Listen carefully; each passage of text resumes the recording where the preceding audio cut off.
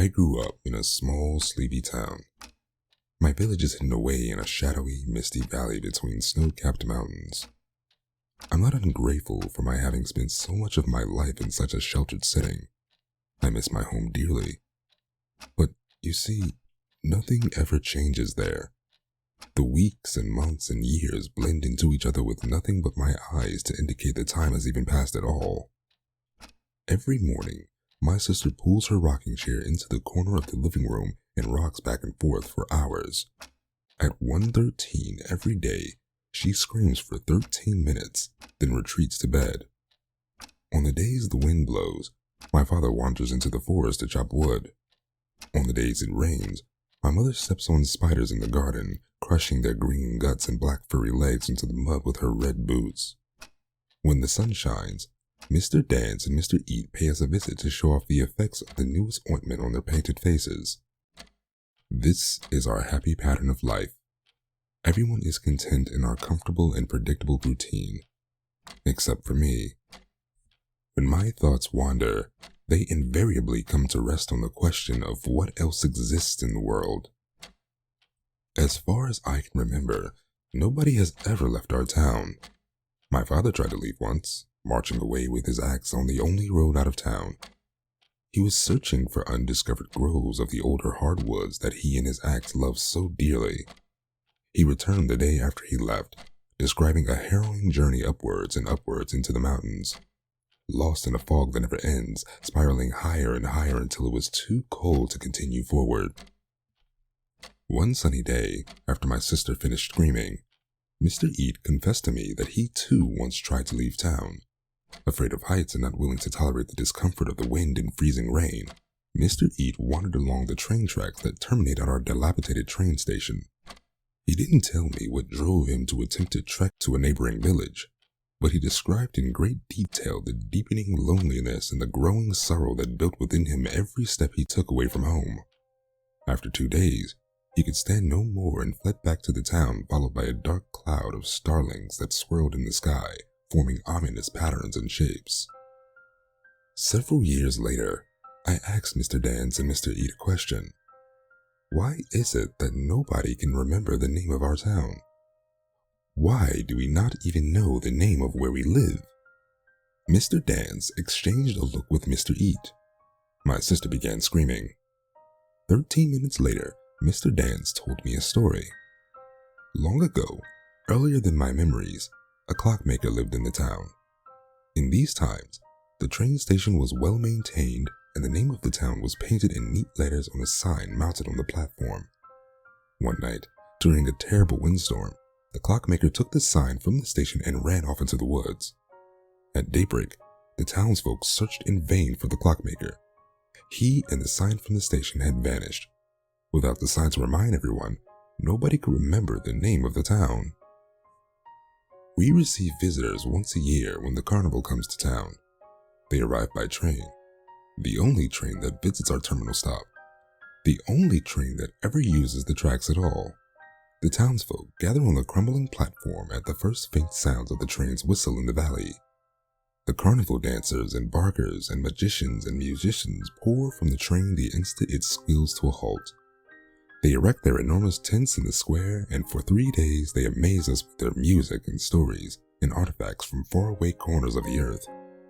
We are given tastes of wines and whiskeys, milks and juices. For 3 days, we dance to their strange music and open ourselves to the wonders and glories of the world that they bring us. The morning of the 3rd day, when we are too exhausted from our night at the carnival to rise early, we again hear the whistle of the train echoing through the valley. The visitors have packed their tents in the night and left for another year. Year after year after year, we follow our same routine. After a time, even the wondrous distraction of the carnival seems part of an unending pattern.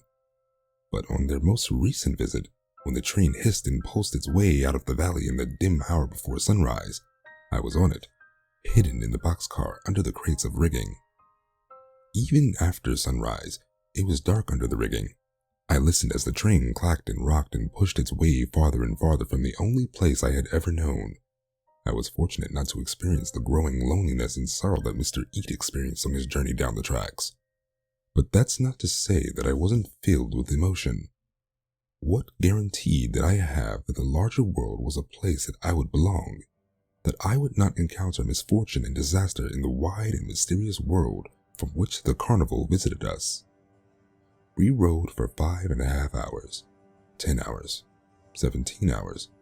The train didn't slow. 29 hours. The train still pushed me forward, farther and farther from home. 38 hours. I finally fell asleep in the dark under the rigging.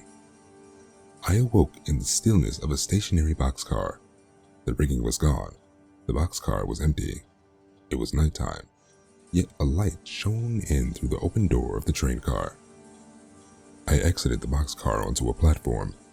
The boxcar had been unhitched from the rest of the carnival train while I slept. Unhitched and emptied of everything it contained save myself. There was no sign of the rest of the train or the carnival it transported.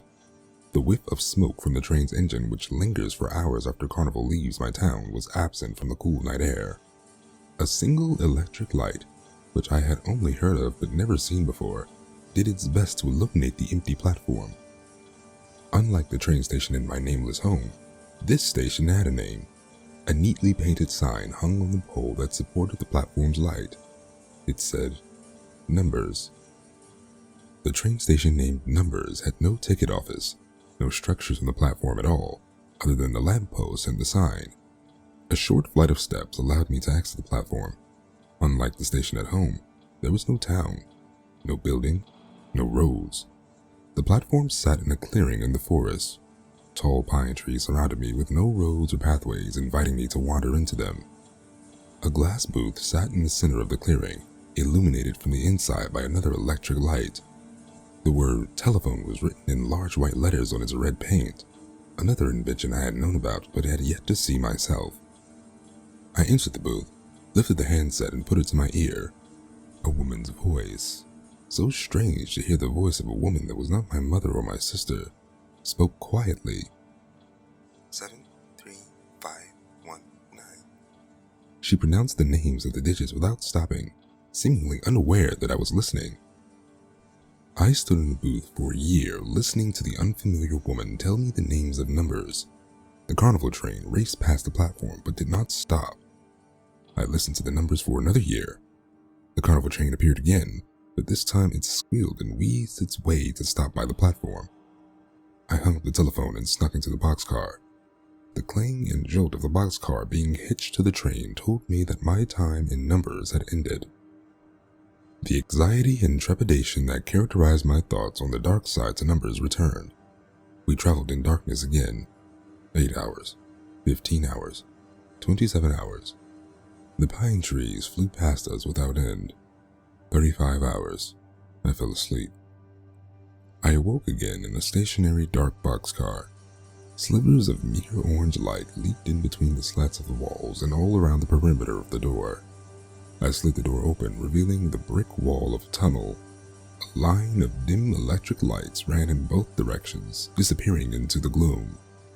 I climbed out of the train car and walked through the tunnel in the direction the train had been traveling. I walked for a day, then 5 days, then 9 days. On the 15th day, I came to a small red door in the tunnel wall. The door opened to a wooden staircase whose uneven steps climbed upwards into darkness. I climbed the stairs for most of a lifetime. I climbed and I aged and I climbed more and aged more. Each year, the top of the staircase was imperceptibly closer, and my understanding of the world grew slightly greater. I was old and tired when I exited the small red door at the top of the stairs. I stepped out of the dark stairway and into the clockmaker's bedroom. He lay sleeping on the bed. I watched him breathe for an hour, then 2 hours, and then 4 hours. He awoke with a start and screamed at the sight of me. He screamed and fell out of bed. He screamed and tried to rise to his feet, but he was old and frail and fell back to the floor. I watched without moving at all until his screams turned to gasps. I waited for glimmers of thoughts to return to his mind.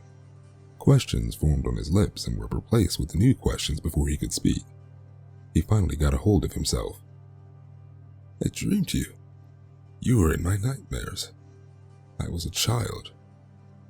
You dreamed all of us, I reminded him. My mother and father, my sister and the spiders, Mr. Dance and Mr. Eat. We are all just wisps of the frantic, frightening dreams of a child. A town of people with clocks for eyes. He approached me cautiously, walking sideways, ready to jump away from me at the slightest stimulus. I did not move, allowing him to study my wooden eyes. He saw the hands of the clocks in my eyes tick away the seconds. I stole the sign. My eyes seemed to jog his memory. That's how I made the nightmare stop. I stole the sign and the town forgot itself.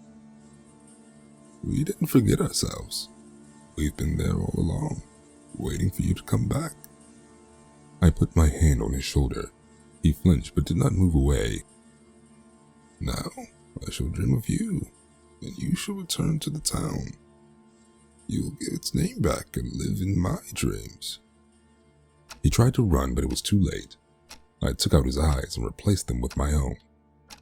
When I was done, he lay on the floor crying softly, seeing the world through eyes made from clocks, the eyes he had dreamed of. I put his own eyes where mine had been. Like the clockmaker, I paused to appreciate my new perspective on the world. His human eyes perceived so much less than what I was used to. Time was invisible now. Only what was solid and material could be seen. I guided the clockmaster to the small red door. I told him the way back to town, down the stairs, through the tunnel, through the endless pine trees, and past the telephone booth. He entered the stairwell and I closed the door, erasing him from this universe. I climbed into the bed where he lay a short time ago. I fell asleep and dreamed of home. My existence now is a cycle of waking and dreaming. When I am awake, I write the story of how I came here. I retell my tale for anyone that will listen to me. The more people know of my town, the less it can be forgotten. When I sleep, I dream of home and wait for the clockmaker to arrive at the station.